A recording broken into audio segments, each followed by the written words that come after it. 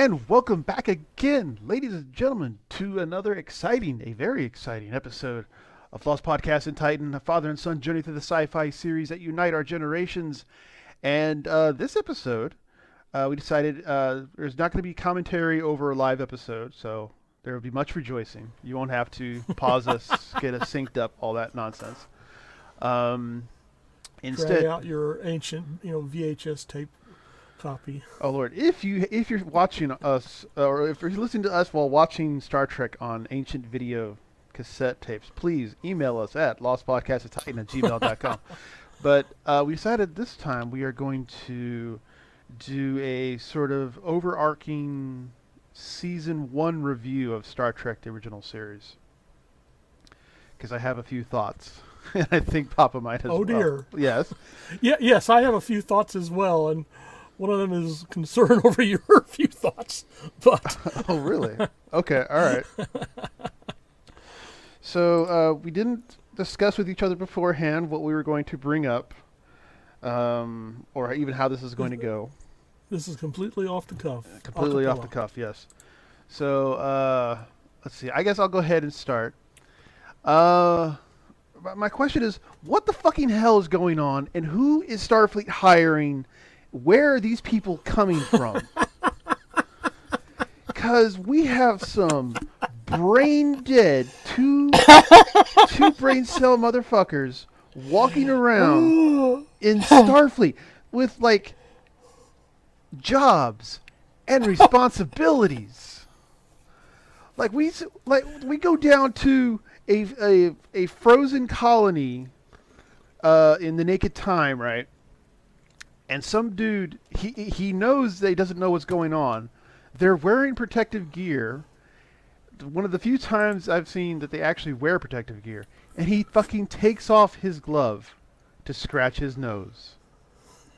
And like, what? And then we had I think it was the first episode, or the Man Trap episode. It's like, there's a random blonde who just walks by, winks at the security guard, and the security guard just straightens his tie and fucking follows. What? Whoa! What are you doing? What the fuck are you doing? It's been a while since the shore leave. I mean, I don't. You could write it off as that. Listen, there have been many times where I have been in search of a port during a storm, but there has never been a time where I would be on a planet that there's only supposed to be 2 people on, and suddenly a random third person shows up who just says, "Come hither," and that's just... Attend. Yes, wife, attend, yes. It's blonde, attend. I thought you were going to go off on the fact that he should have known better than to just nosh on a native plant there. Well, that too. It's just, I mean, I understand that for a show to proceed, sometime there has to be stupidity that drives plot forward. Okay, fine. But, oh, Lord God in heaven.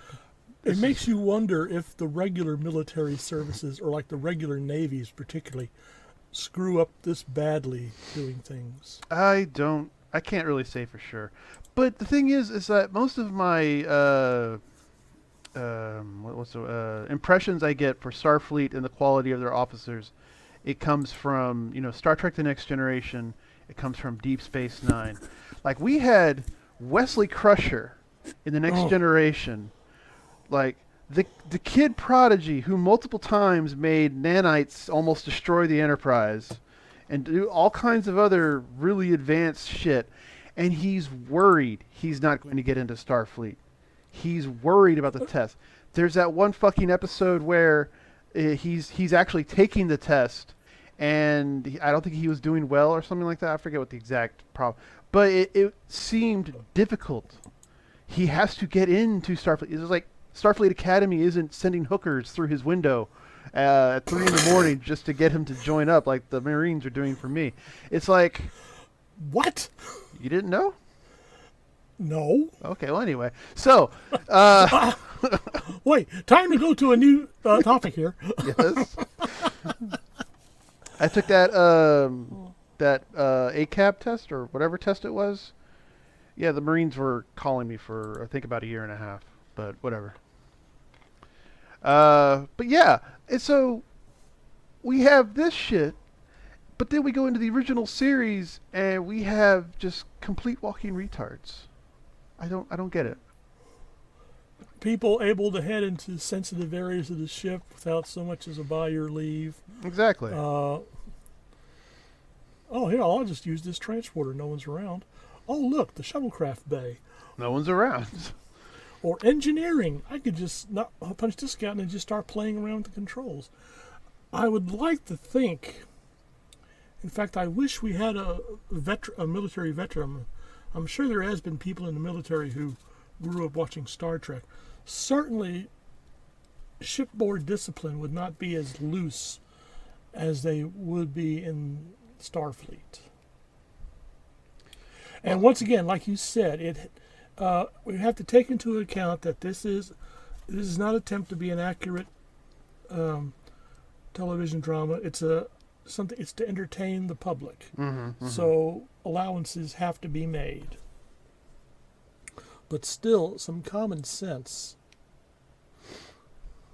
Yeah, because I can't picture this shit flying on the Next Generation. Like, Riker leads the away team and sees Ensign Dipshit pull off his glove, and like Ensign Dipshit's being reassigned to the Excelsior, which is now a garbage scow on the far end of the Alpha Quadrant. You know, not the cynical bastard. Not the cynical. Fuck no, the cynical bastard is the creme de la creme of Starfleet.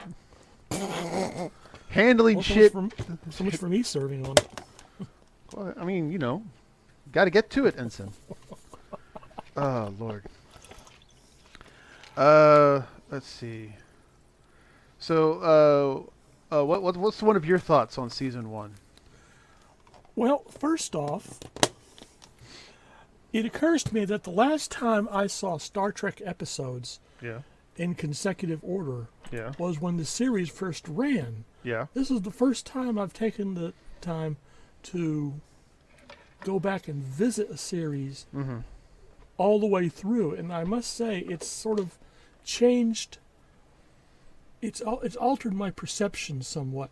Yes, I still enjoy Star Trek. Yes, I still appreciate the impact it had overall on science fiction, especially televised science fiction. But some of it just has not aged as well. No,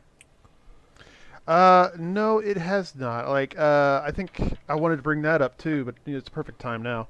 It's a matter of I've noticed a lot more people of color and women in the background as well as in the foreground. We have Sulu and we have Uhura, which was it was progressive for its day, and the fact that they have the people in the background as well, showing that it's not just so much they have just the one and they're done, but they actually make an effort to like I guess show the rainbow, so to speak, in the background as well. But then you have shit where every other woman is a yeoman delivering food or back rubs or submitting to the captain's lust because he's the captain. I can't say no. I'm like, no. One step forward, 2 steps back. Actually, no. I would consider it 3 steps forward, 1 step back. Okay. They broke Star Trek. To be honest, broke new ground in terms of depicting different sorts of people, compared to, for instance, the white bread crew of the Seaview in Voyage to the Bottom of the Sea, and then the Robinson family in Lost in Space. This was just completely new ground, and I guess women's suffrage had to wait just a little bit longer to catch up to the depiction of various races and ethnic groups and like that. I think there hasn't been a lot of Hispanic representation, especially in the original series and especially in season 1. I'll have to keep my eyes open But yeah, What, Ensign Ramirez didn't show?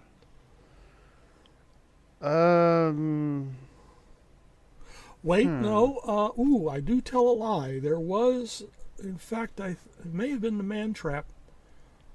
Um, Kirk was had promised a Hispanic Starfleet captain that he was going to deliver some chili peppers, That's right. which is sort of stereotypical. But I mean, I would have.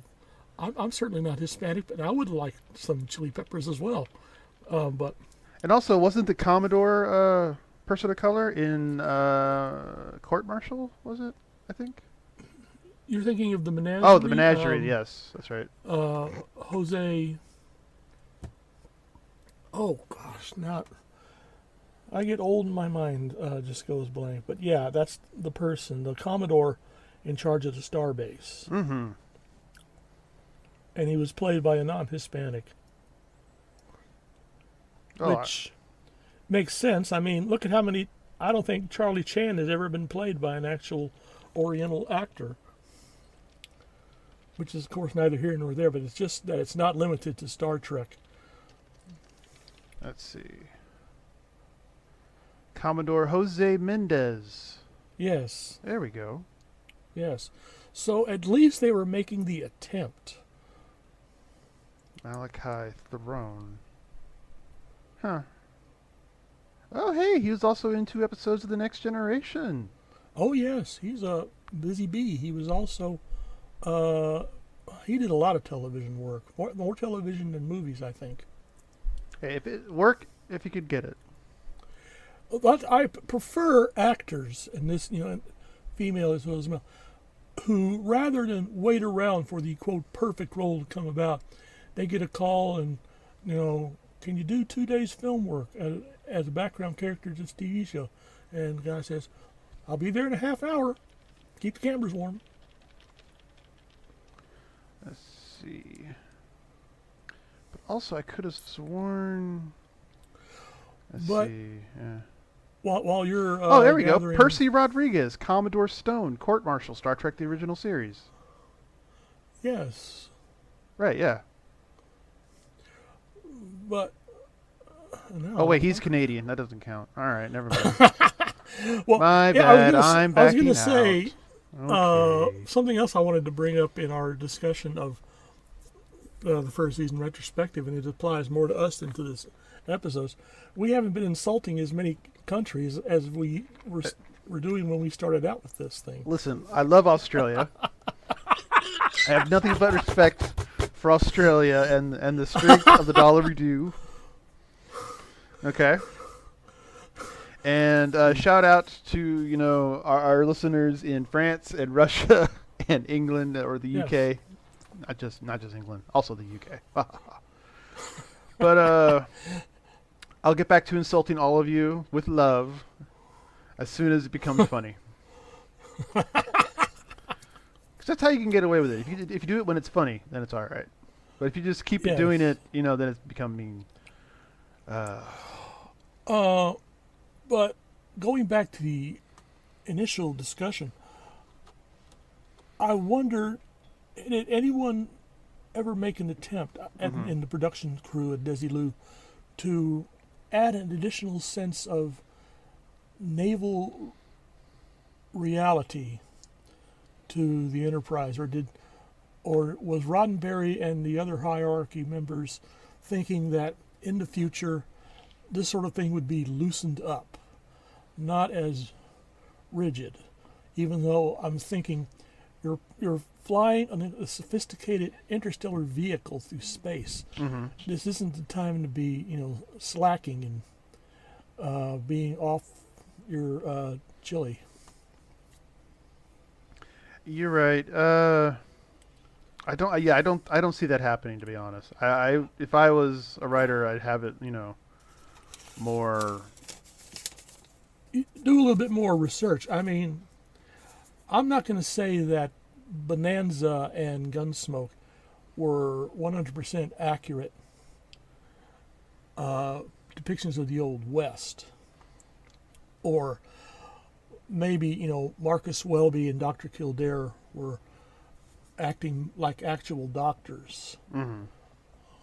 So I really shouldn't, or we really shouldn't, signal out Star Trek for not being accurate representations of future people. For one thing, how in the world do we know what people in the future are going to act like? Well, clearly they would act like us because we are the pinnacle of civilization and time, and they can't, improve upon us. Okay, I'm turning my head just a bit so I can gag without being heard over the microphone here. I think it was David Gerald, the author of Trouble with Triples, who in one of his books on Star Trek pointed out that Star Trek is not trying to show 22nd or 23rd century humanity. Actually, it's doing 20th century humanity, just filtered through a science fiction lens. Just like in shows I mentioned, like Gunsmoke. Are we sure about this? Because Kirk is all about, we will give you our laws, our greatest achievement, a constitution, the right for everyone to direct their own life. No, we would be we would be after the oil and the dilithium. Exactly. Wasn't that a 20th century attitude? I mean, look at the history of our relationships with Latin American countries. What I'm saying is Kirk is genuine in that regard. Whereas you're saying he's sincere in his beliefs. He's sincere, yes. He wants to give the freedom. Like George Bush looked on TV and said, we got to sprinkle some freedom in the Middle East. We gotta bring the people freedom, and they'll rise up, and it'll become a garden of democracy. No, we just wanted the oil. That was what he was saying, or whatever. And if they want, Starfleet wants the dilithium. And Starfleet wants the dilithium, but I think they're also more like they want to make a good, honest deal with the people who have the dilithium. Like selling women into slavery from Mudd's women, or some dilithium. Going further out, they wanted to go closer to civilization. These were girls in shithole Alabama. All my love to Alabama, who wanted to go to Paris, or at the very least, a city nearby Paris, and they decided to go from Alabama to Missouri. All my love to Missouri. It made no sense to me. You're obviously not as familiar with mail order brides as I am. Mail order brides wanted to escape where they were. What I'm saying is their situation went from bad to worse.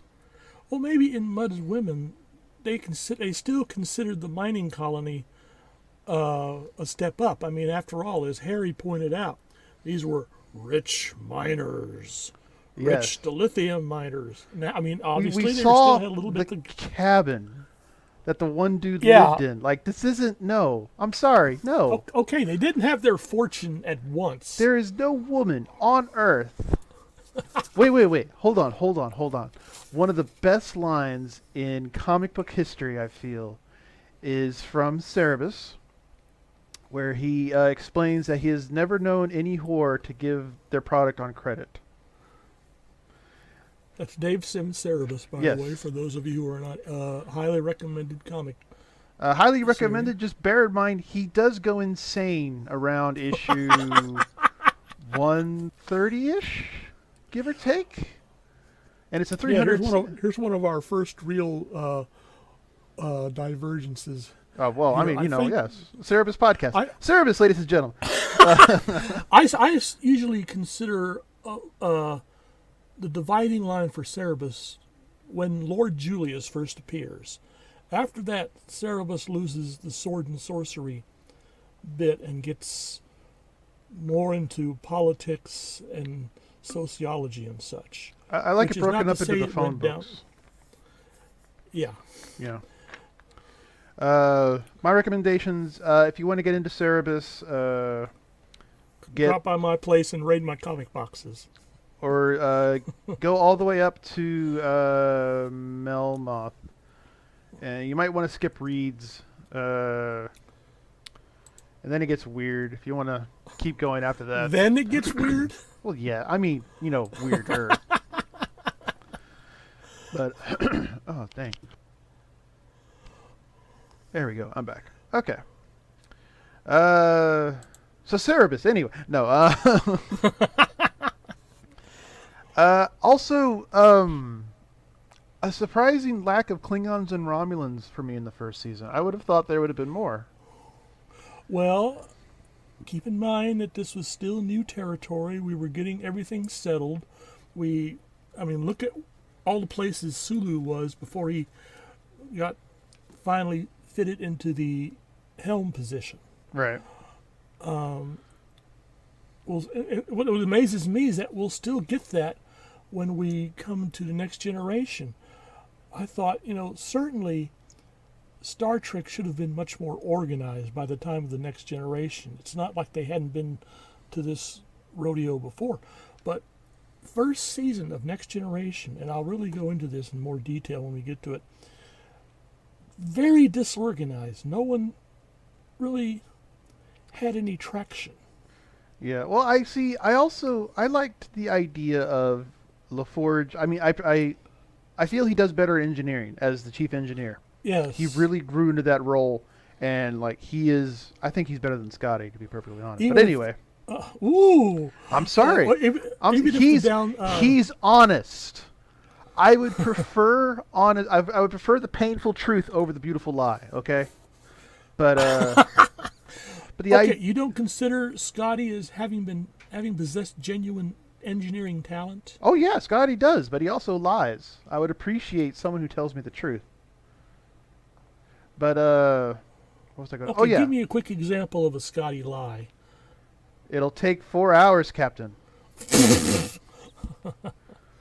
He admits it. How could you get a reputation as a miracle worker if you keep telling your captain the truth?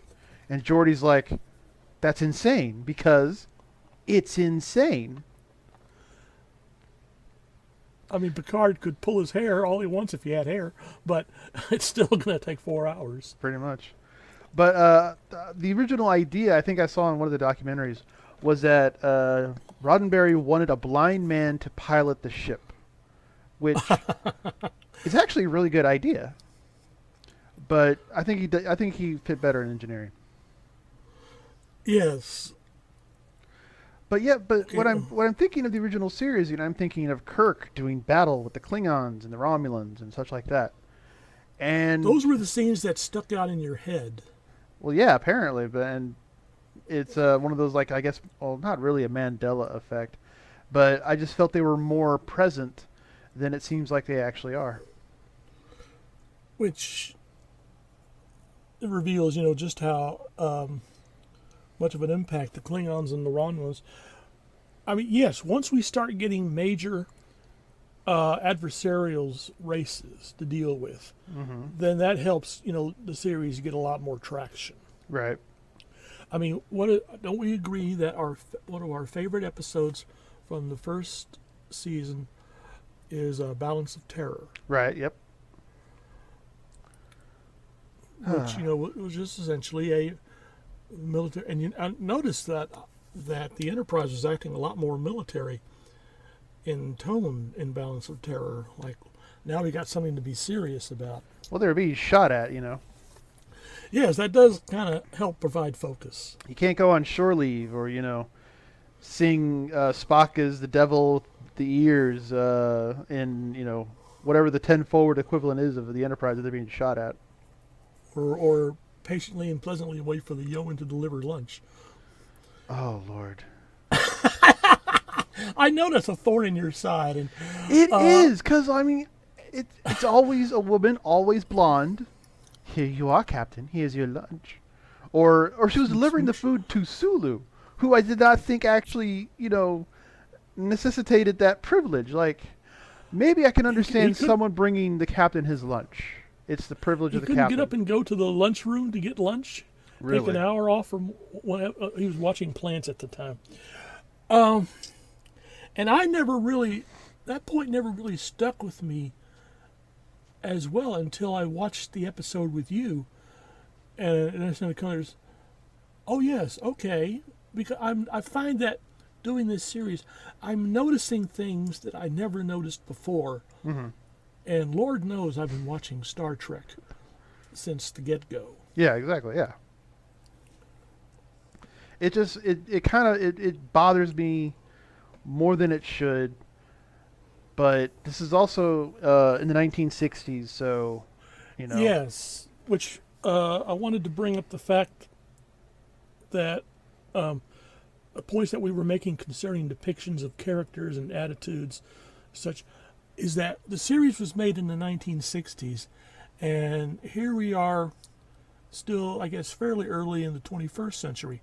Consider the body of work in like novels, films, and things like that between those two time periods. Mm. I'm going to really get into this later on in a second season episode, piece of the action, because I had sort of an epiphany thinking about that. But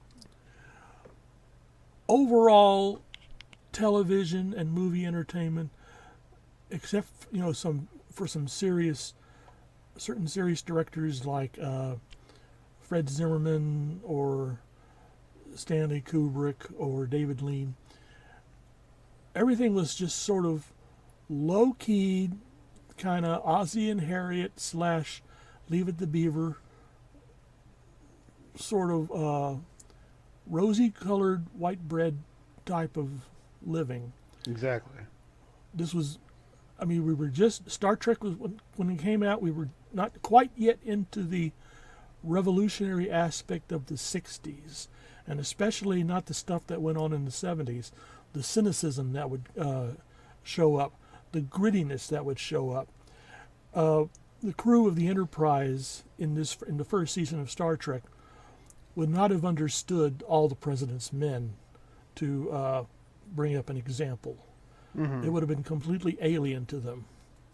Everything in Roddenberry's view of the future, and especially in the first season, slave trading bastards notwithstanding, everything was supposed to work.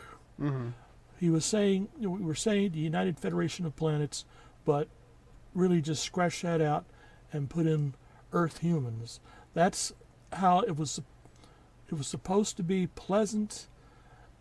Sometimes you'd have to go out and search for problems or situations to depict on screen. Nowadays, in the next generation, or actually next generation beyond, we're still looking at the universe through Roddenberry's rose-tinted vision, which I don't totally disapprove of, but there's grittier. There's been actual problems between crew members. Picard has to berate officers or bring them down or very seriously disagree. With a stern grr. Yeah, that's right. But coming back, trying to keep us back on the first season Star Trek. Yeah. I know your opinion of Pike, Yes. Yeah. and we've touched on this briefly already here. Slavey But bastard. what is yeah. your Oof, but what? Yeah, how about that Cerebus comic? But what is your overall opinion of Kirk as a Starfleet commander? I mean, even all the way out here, he to should have where been court-martialed so many times. With that bullshit. Oh, what was the episode? The episode where the guy who was in charge was right the entire time. What was it? They were transporting medicine or something like that, and they decided to stop and study a nebula or something. Oh, okay. Galileo 7? Yes. Yeah. Like, no.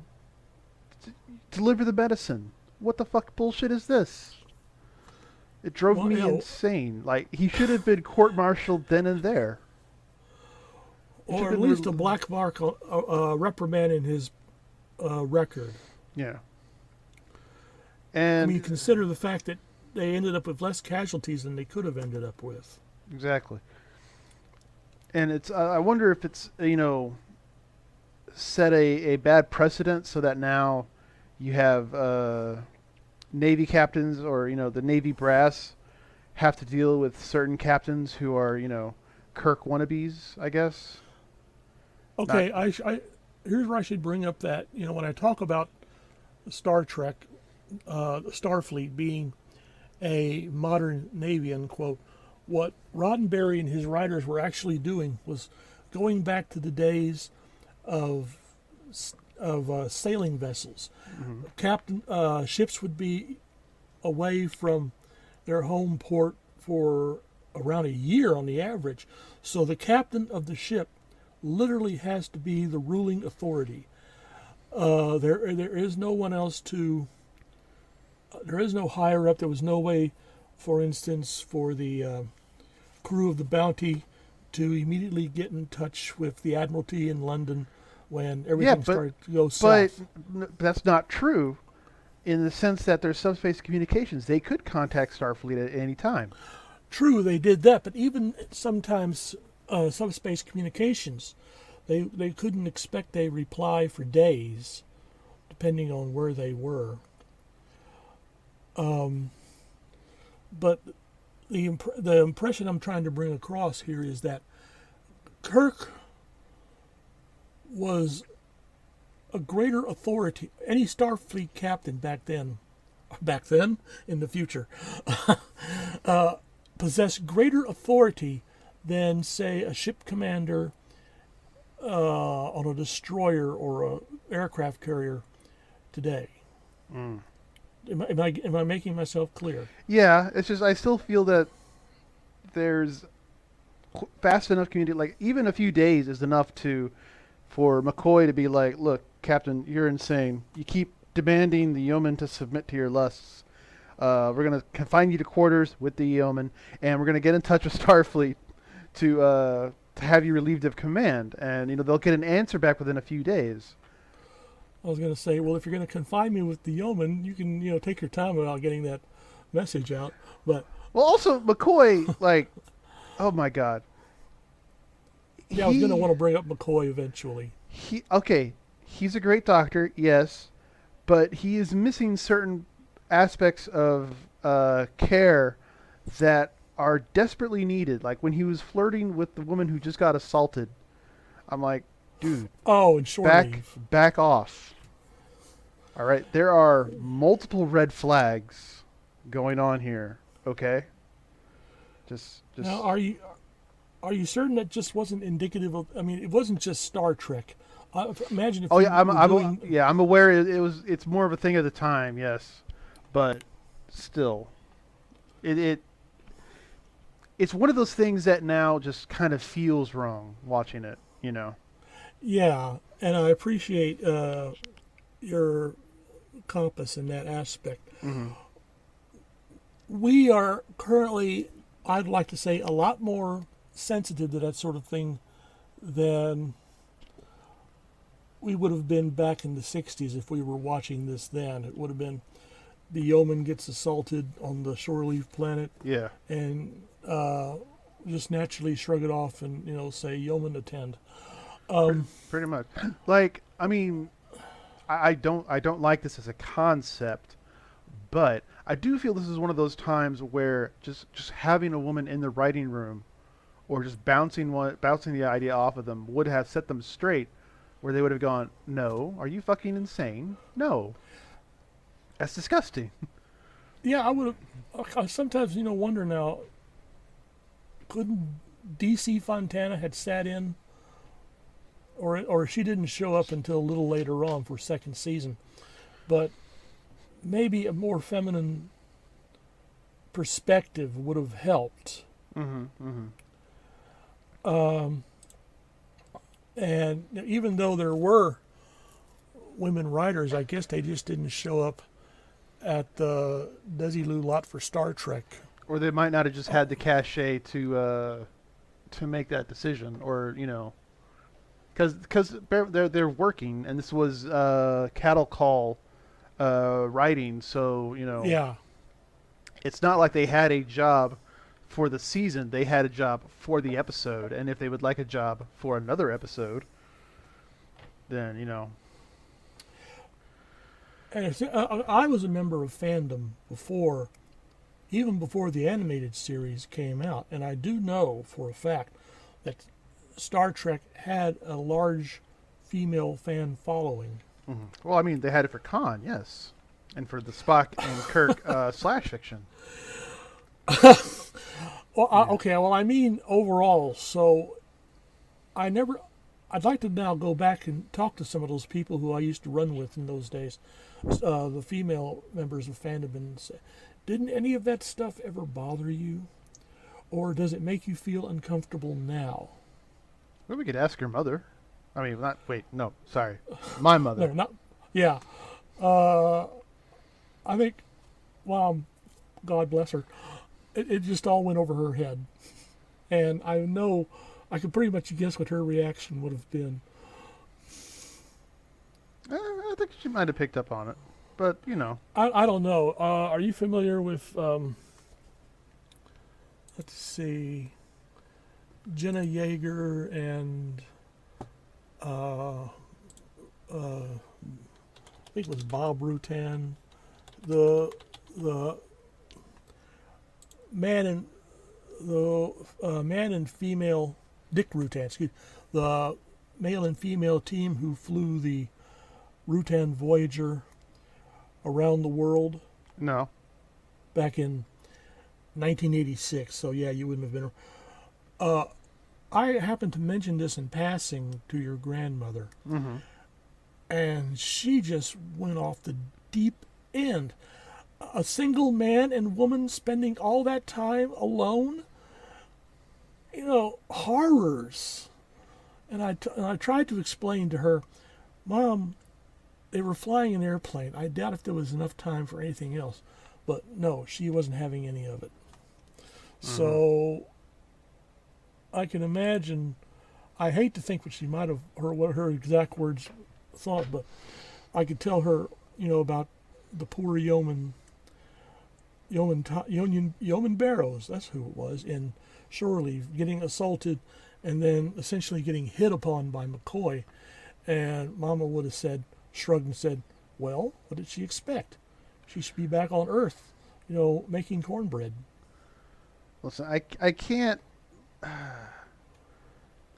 fault anyone for something going over their head, because there have been some instances where shit has been struck upon me like a 2x4, and I was blissfully unaware. Mama's was a creature of her generation. I've been influenced by my generation, and you were, you know, a product of your generation. No, I'm talking some dense, okay. You remember the movie Braveheart, right? Yes. What was Longshank's issue with his son? That he was as queer as a $2 bill. Right. Now, was that explicitly stated in the movie? Or was it just hinted at with the knowing nods and the knowing winks? Because I will tell you right now, and risk all, I'll risk you forsaking me as your son. It never occurred to me. Really? I thought it was many, many years. I just thought he had a good friend and he liked fashion from France and he didn't like the girl. I mean, it wasn't really. He wasn't flaming. No, he was not. It was. There was a very definite hint. Yeah, okay, yes, I am aware, and I am telling you, it did not occur to me. Wow. It actually took me until, freshman in high school when we were watching Braveheart to study illusions, symbolism, and basically storytelling. And bullshit! The teacher just didn't want to do anything that day. It was actually pretty good, but anyway. And one of the questions was, do you think it was one of the questions basically pointed out the prince was gay, and I'm like, what? Oh, that makes a lot more sense now. Okay, all right. The penny dropped. The light bulb went off. Yes. I mean, considering all... Here we go again, off on a tangent. Considering all the overt maleness and masculinity in Braveheart, Yeah. gee, kind of makes you wonder if Mel Gibson was involved. The character of the prince, Yeah. whose name unfortunately I can't remember, so I thought sort of stood out. Well, yeah, he did, and he was a wuss. Like that was, I thought, what the problem was. He was more interested in fashion.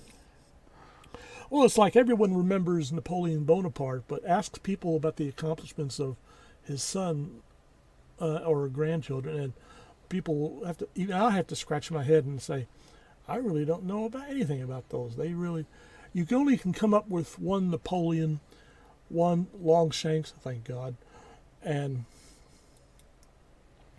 I always thought it was vainglorious to expect. For any king or anyone in that position to expect the son to immediately be a reflection on the father. Mm. Oh, well. But how did we get on this? That's a really fucking good question. Oh my god, how did we get on this? Let's see. Captain Kirk should be court-martialed. Attitudes towards women. Oh, that's right. Yeah, shore leave. That's right. Yes. McCoy. Yeah. Okay. Yeah, that's right. Okay, and so you felt that McCoy didn't possess enough empathy. Correct. And I'm actually wondering now whether that's more of a recent phenomenon where empathy is included, whereas before in the 1960s the doctors were all, just I don't know. I would have to study. I'm not so I guess. sure about the generational development, but I do know that, for instance, you're familiar with the Shriner Hospital down in Galveston, the burn center.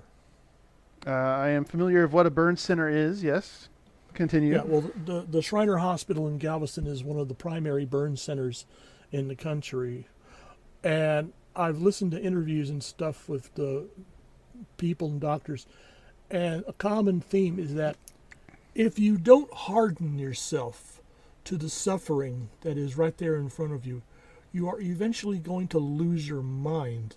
So being a medical officer, being a doctor today, and I guess being a doctor in McCoy's time, you can't allow yourself to ride on or depend on so much empathy if you want to get your job done. Plus, a point that was really emphasized in the series, although it is expressed in canon, McCoy had suffered a broken marriage. Oh shit! Is that? That's one of the reasons he went into Starfleet. Huh. To get away from his wife Stella, who that's the wrong character. But no, he had an adult daughter who was supposed to be in a third season episode.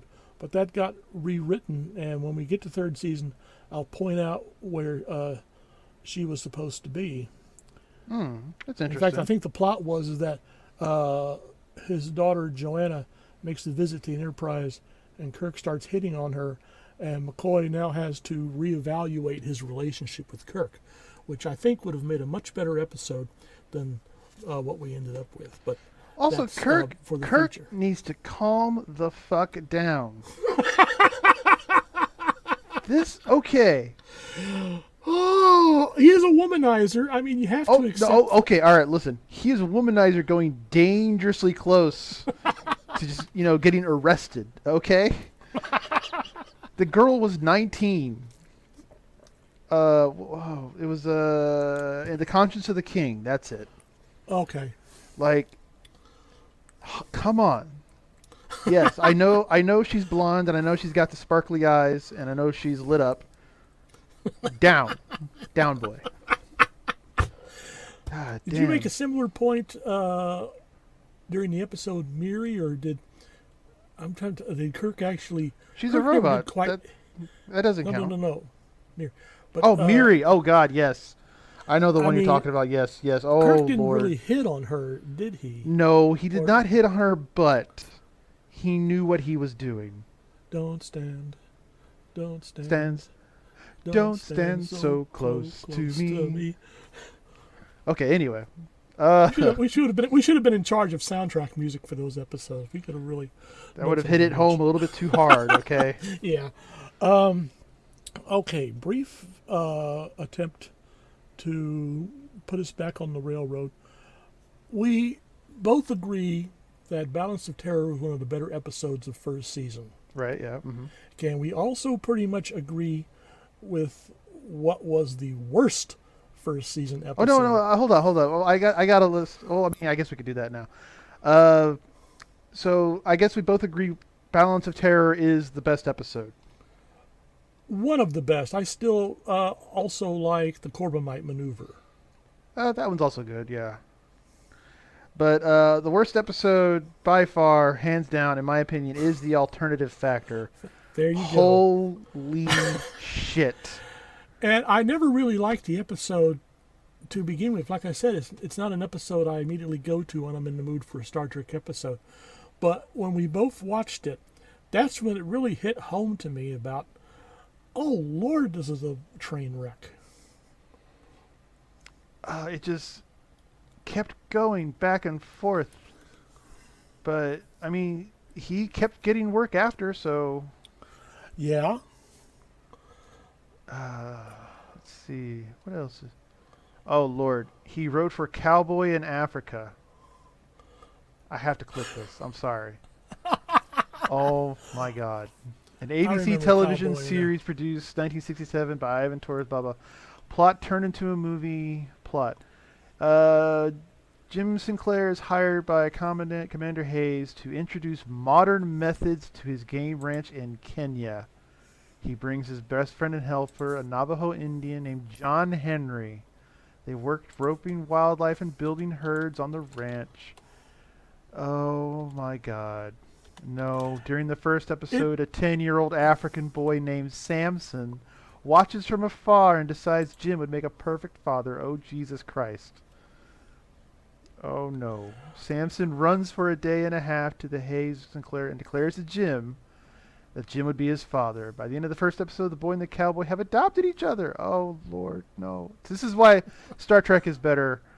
Because here we are tearing Star Trek apart. Africa only lasted 26 episodes, so it's not like it had that much of a chance. Yeah, it should not have been greenlit. Did you hear what I just said? Yeah. A 10-year-old boy looks at Jim from afar and decides he should be his father. No.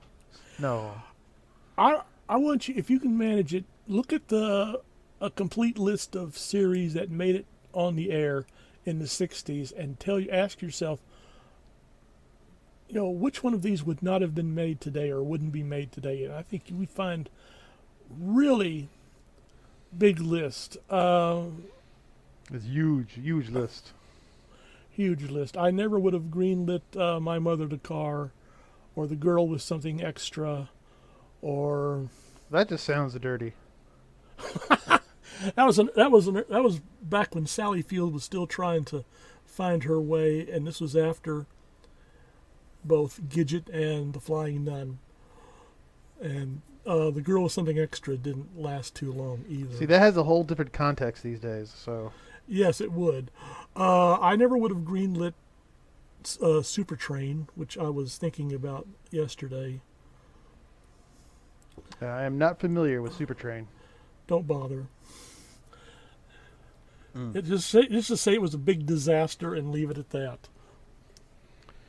Okay. So here's my question. What do you feel is the most overrated episode?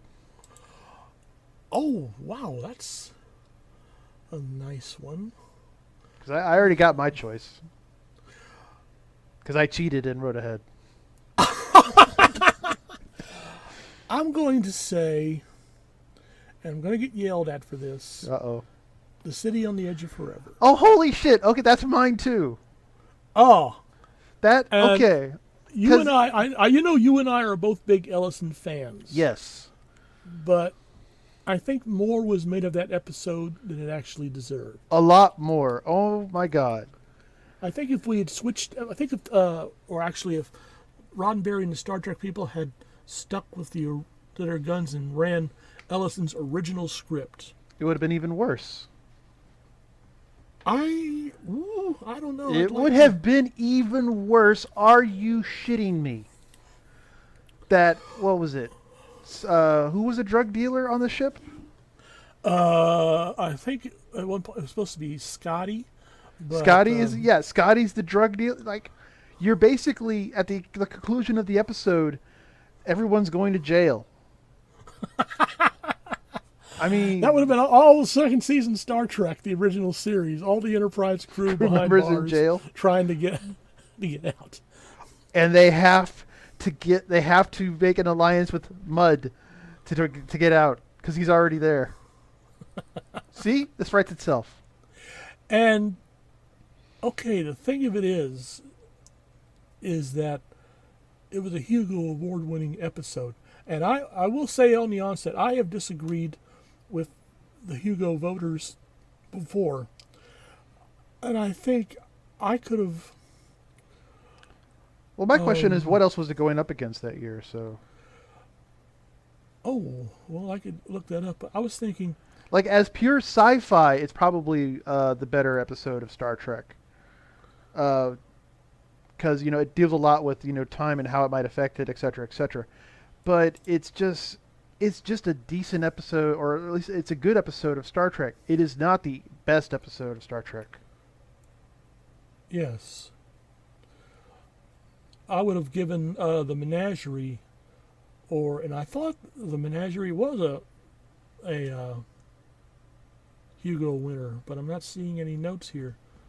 But I would have had that more as a Hugo winner, because especially back in the first episodes, before the formula set in, Star Trek had the Menagerie was positively received and won a Hugo Award for Best Dramatic Presentation. Okay, thank you. You're welcome. I was like, I did win a fucking award. But the early Star Trek had a much more classic science fiction feel. Mm-hmm. I mean, a lot of people make a point about how Star Trek was influenced by the 50s film Forbidden Planet. And yeah, I can see that. Yeah, and there was that same feel throughout the, especially the early episodes. But after a while, it kind of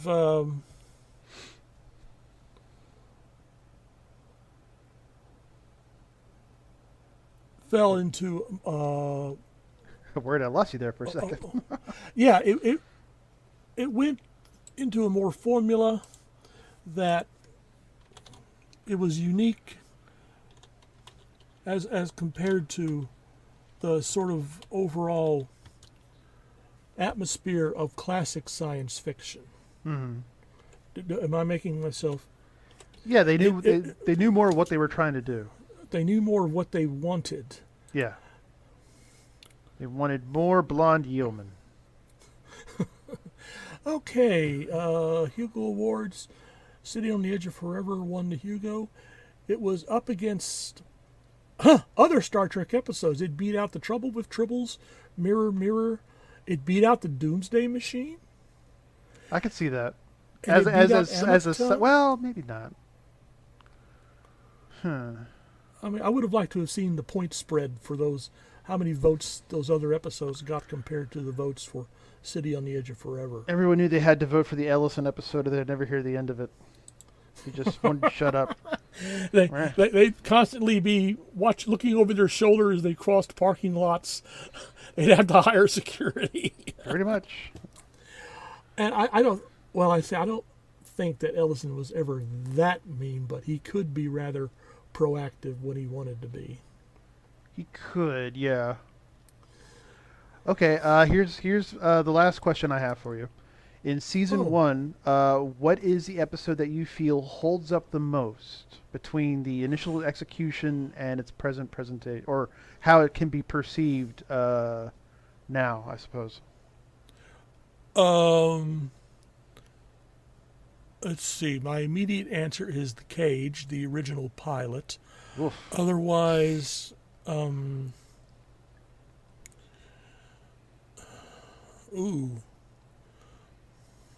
See, I can't. I mean, he's a slaving bastard. That doesn't hold up to me at all. Okay, well, let's say The Menagerie then, even though we still He's have... still a slaving we bastard. still have- it's like, Oh my okay, god, what kind of bullshit is this? all right. My heroes aren't always gods, or they're not always perfect. Sometimes they're slaving bastards. They're sometimes, they're slaving bastards. I mean, I used to think the world of Sir Thomas More, the author of Utopia and stuff, but then I learned later on that was mainly because the only real reference I had to him was in watching A Man for All Seasons with Paul Scofield. Mm-hmm. Later on, I found out just what an incredible crawling piece of shit Moore was. And Kind of like Orson Scott Card. Oh, dang. Hold on. Excuse me. Kind of like Orson Scott Card. Scott Card, yeah. Well, I mean, I like H.P. Lovecraft myself. I enjoy his stories, but I would not have wanted Lovecraft as a best friend or a next-door neighbor. Well, see, the thing is, I feel with Lovecraft, he had some mental issues, which could, explain some of that. But I also feel that was just that was just a product of the time. Orson Scott Card here, he's still alive. It's not a product of the time. Yeah, Lovecraft was a creature of his generation. Yeah, it was like the 1920s and 30s in America, in white bread. What was it, Maine? Didn't he live in Maine or Massachusetts? Well, I could have sworn New he lived England. Yeah, New England. Yeah. But Lovecraft was, he was a neo-Nazi before the Nazis really came to power. And I mean, he was an overt racist. Wait, Lovecraft was a neo-Nazi? Hold on. Was H.P. Lovecraft a neo-Nazi? Hold on. He channeled many of the Nazi anti-Semitism, racial superiority. I guess.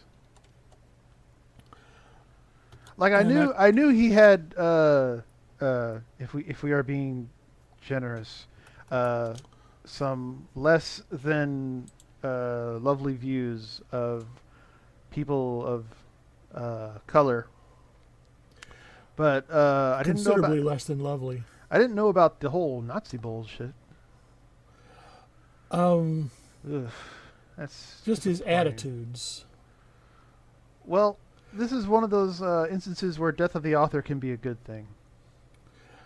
Because basically his Cthulhu mythos is public domain for that matter, so it's all good. It's all good. I was going to say, and this is a discussion I got into at a convention a few years back. If I held authors and film directors and actors to my own moral and ethical standards, I would not be reading or watching as much as I do. Yeah, like you can't basically read anything at that point. Right. Oh, here we go. Internationally, like as many Americans, he initially expressed support for Adolf Hitler. More specifically, he thought that Hitler would preserve German culture. However, he thought that Hitler's racial policy should be based on culture rather than descent. There is evidence that at the end of his life, Lovecraft began to oppose Hitler. So let's be fair. So there you go. account. So yeah, so he's like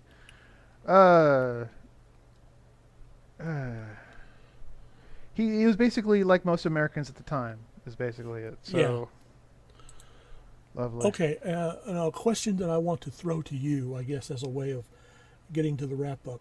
Yeah, okay. A somewhat more general question.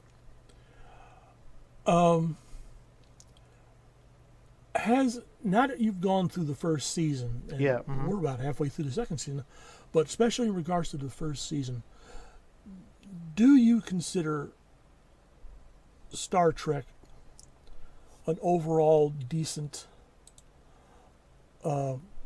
property or franchise? Yeah. Like they can make Star Trek today. They just Yeah, choose and I not wish to. they would. Yeah, I wish they would. Oh God, we almost left this out, and I didn't want to do that. We've been talking about appreciation and conceptions concerning the characters. What from the first episode? What is your take on Uhura? Uh, she's the communications officer, and there are instances where she's shown as she's not just the communications officer. Like she has her Right. place, her role on her ship. She's respected. No one talks to. Okay, there's actually one instance where Kirk talked down to her. That was I think it was in season 2. So it doesn't really count for this season 1 review. But basically, he's like scan the inside of the ship, not wide beam or some bullshit like that. Yeah, that Journey to Babel. We just Yeah, just saw exactly. that recently. But that was Well, the I first think time. he was kind of right to call her down on that since it was a tense situation. Whoever had been on the communications board would have received the same reprimand. Right. But no, I like Uhura, and cleaning up the episodes has really popped out. Like I never would have known she wore those green earrings. But I know. I'm surprised that never occurred to me. yeah, but like now that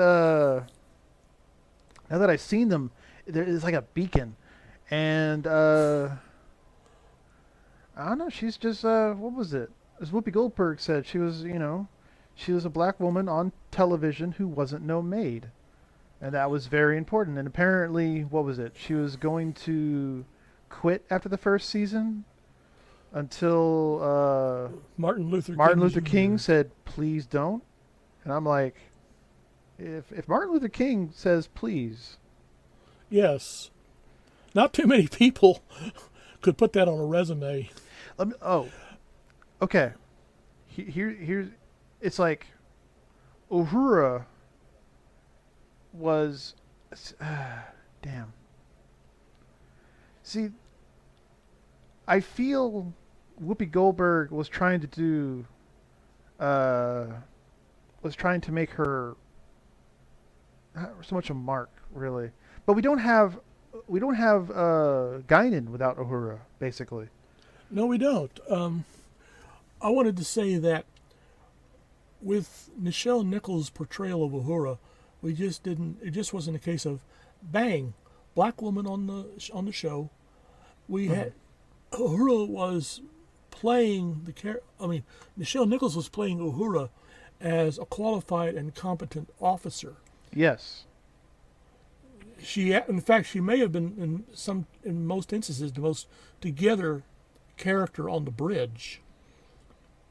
Pretty much, yeah. And I like, because she probably has to just be able to focus like that because she's, on communications, so she's probably hearing all kinds of subspace chatter and trying to, keep the threads of what's going on. It would have been a disaster to have her as just another yeoman. Exactly.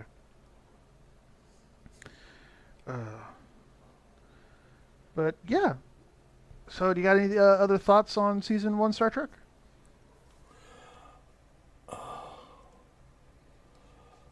I think I complained about this a bit earlier, and but I would just want to qualify my complaint.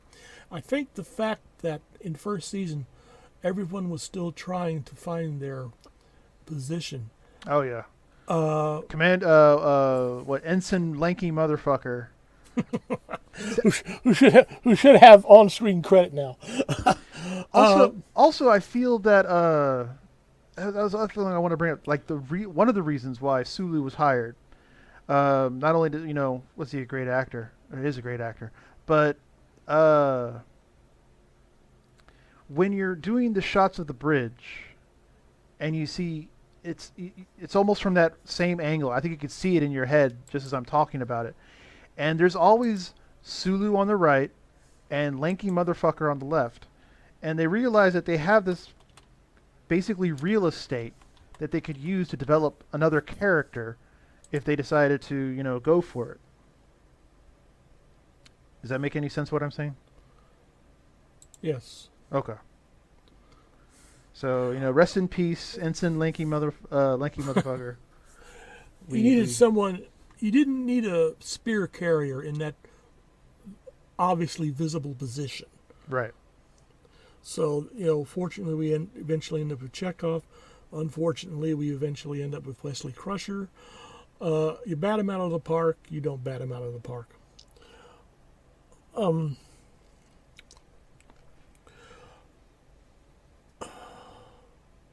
Besides Likey Motherfucker, Yeah. was there any semi-regular character that just didn't resonate with you?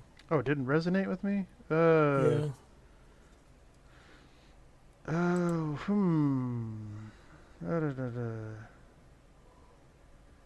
not really, because basically they didn't resonate with me. They were like water, so they just passed out of my mind, and that's it. So, Yeah, I'm aware that, once again, going back to comparing this to an actual working Navy, you don't always have the same person in a particular role. You would move people from different shifts to try them out with the big boys, quote unquote. But it helped, like in Dragnet, when Joe Friday shows up at the office, there's his partner always there. You depend and want to focus on certain faces, which I know kind of went against Roddenberry's original concept of Wagon Train to the Stars, where we were just supposed to each episode focus on a different character on board the Enterprise, which might have worked. I would have liked to have seen something a bit more definite along those lines. I mean, kind of like the episode, series Wagon Train, which pretty much covered that moment, rather than just having different characters come in as co-stars, whereas you're stuck, I guess, for want of a better term, left with a core group of characters who anchor it from episode to episode. More of an anthology series, I guess I'm saying, but with the Enterprise as a framing device. Wasn't there an episode of Babylon 5 where the episode pretty much focused on these two maintenance workers on the station, and everything was happening around them, and they were commenting on it? It was a season 4 episode, yeah. Wow, I'm impressed that you remember the actual season, which is more than I was able to. Well, it's because they had a comment about the White Star Fleet, and they didn't have the fleet until the Shadow War, or just after the Shadow War. Okay, but something along that line, I think for Star Trek would have been rather interesting. There's a late Next Generation episode, Lower Decks, which I think came closest to that concept. But I would have liked to have seen maybe a bit more of that in the original series. And I'll just close out my commentary by a shout out to Mr. William Shatner for appearing in a movie that looks like it may actually be worth watching. Oh, what was the movie? It's called Senior Moment. It hasn't yet been released. It's scheduled for release later on this month. And he co-stars with Christopher Lloyd, which in my mind is a match made in heaven. Oh. I'm actually looking forward to seeing that. Check out the trailer. Listen. If he doesn't look at Christopher Lloyd at some point in the movie and say, "I have had about enough of you," then it's a missed opportunity. Okay. I thought I was going to say, Shatner, you're just not thinking four-dimensionally. But anyway, so what are we doing next episode? Next episode. Let's see. Can I get there first? Is it possible? The Deadly Years. The Deadly. Oh no. So maybe it's good that we did this podcast when we did. So. Oh, no. Landing party Oh, members yeah. from the Enterprise are exposed to a strange radiation that rapidly ages them. Oh, no. I don't remember this one. But we do get Romulans. We do? Oh. Yeah. The some Commodore or some idiot thinks that Kirk is getting too old to be competent enough to run the ship, so he pretty much locks Kirk in sickbay, and he decides he's going to command the Enterprise and try and solve the problem as quickly as possible. And in his worldview, solving the problem as quickly as possible means taking a shortcut to the edge of the Romulan neutral zone. Mm-hmm. So, yeah, and someone, I guess, did Roddenberry have a mad-on for Commodores? Because he didn't seem to have much sympathy. I don't know. Let me see. I'm just like quickly scanning through the episode. And blonde yeoman. All right. Commodore has a blonde yeoman. Cool. We're good. So, next week, everybody, or not next week, next episode. I don't quite know off the top of my head whether this is next week or not. But anyway, we hope y'all had a wonderful time listening to us. And we will catch y'all again next episode. Y'all take care and behave.